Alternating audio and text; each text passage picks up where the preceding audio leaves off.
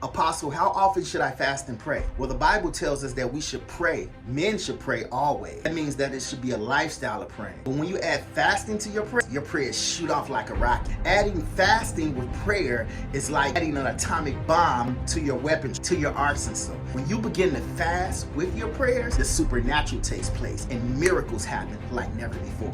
Fasting is heavy on the body. So I tell people, if you're not used to fasting, then you should start off slow. A marathon runner usually doesn't start off running a 10K. They have to condition their body, they have to train, they have to work their way up, they have to build their way up. The Bible even tells us to build ourselves up in the most holy faith in the Holy Ghost. So it's like going to the gym. When you go to the gym, you don't just start off curling 300 pounds. You don't start off benching 500 pounds. It takes time, a progressive movement. And over time, through practice, through habitual behavior, you get stronger. The same is with fasting. Fasting can be brutal on the body. And a lot of times, if you dive into it trying to do a 7-day, dive into it trying to do a 10-day, dive into it trying to do a 40-day, you can crash and burn. So start your way off small. There's all types of fasts. I got a book that I actually wrote on fasting on our website, www.kci.world.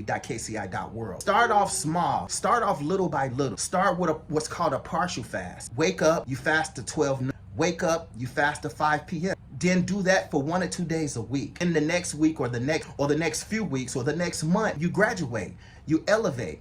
Then start fasting from sun up to sundown. The sun usually goes down around 8 or 9 o'clock in the summertime. Start doing that at least 2 days a week. Then you can graduate to 7 days. And then eventually you can graduate to 21 days. Eventually 40 days. And eventually you can make it a lifestyle. But I tell people to do it as often as possible. At least 2 to 3 days a week. And it will become easier for you as you practice it. As you develop this habit of fasting. There's all types of fasts. You can fast from food. That's called a normal fast. You can do an absolute fast. The Bible tells us Esther fasted no food, no water for 3 days. Try not to go longer than 3 or 4 days because you can damage your intestines and damage your body. But when she did that fast, she proclaimed that fast. And the Bible tells us that she saved the Israelites. She saved the Jewish nation. So if 3-day Esther fast or a dry fast or absolutely nothing fast, an Esther fast can save a nation, imagine what it can do for your life. There's also a no meat fast. Just drink water, no meat. There's also a fast where you can just eat salad and fruits. There's something called the Daniel fast. You can do that for 10 days, 21 days. You can do it for 3 or 4 days. There's so many types of fasts that you can do. I really want to tell you something very important. No matter what type of fast you do, make sure you pray at least 1 hour every time you go into fasting. Pray for 1 hour. And at the end of that prayer, make your declarations and make your decrees.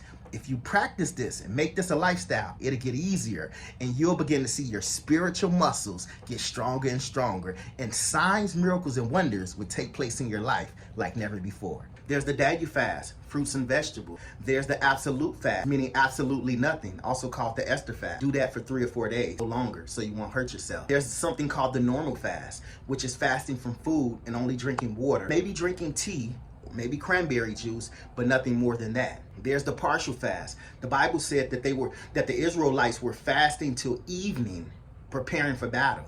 And when they fasted to evening, after they came off that fast, God showed them that they would win the battle.